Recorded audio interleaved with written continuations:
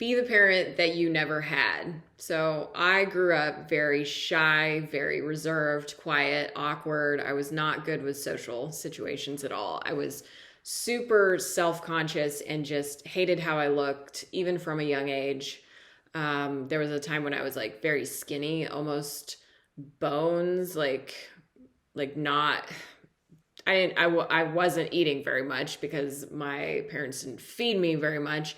And then it flipped to where I was actually like skinny fat. So got a little chunky. So I never looked good. I never felt like I was presentable in any way.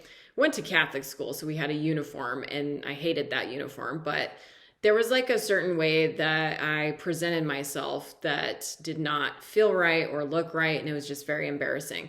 And I wish somebody had sat me down, possibly my mom, and said, let's brush your hair, let's do it this way, let's wear this dress that looks cute.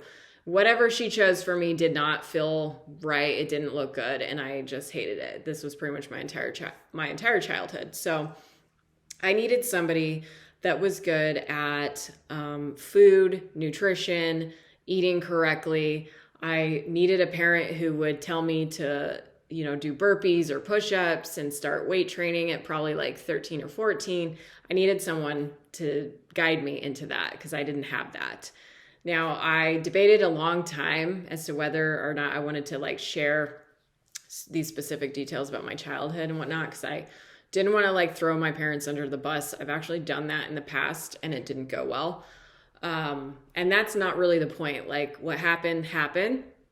But all these memories, like the negative memories that I held for a long time about my childhood, like that's something that like slows you down as an adult. So if you're like thinking about stuff from your childhood or your past and it's still bothering you, all you need to do is just fix it now. Like now that you're an adult, be the parent that you wish you would have had, be the person that you wish you could have been, embody the characteristics that you wish had been embodied by someone, a role model, a parent, or whatever. And that's how you fix your whole life. That's how you change everything and get yourself on a better trajectory. So one of the things that I struggled with was binge eating too much in one sitting, usually at dinner time, because I had associations of like my mom coming home, she would bring home food, and it was this like escape from the previous like pain of her not being there. So food was associated with escape and happiness, and we're safe and everything's good. So I just carried this pattern into adulthood where I would just eat too much at dinner time because I associated it with safety and feeling good and escape. So the way to break that pattern is to literally be the parent that I needed, be the person who I needed as a child today. So when I'm like sitting there and tempted to eat something and everything in me is like compelled to order some food that I'm going to regret, I literally have to like sit myself down and say, okay, like I got to walk myself through whatever emotions I'm having that I want to run away from so that I don't turn to the food. That's something that was never done for me as a child. That's something that I'm now doing for myself.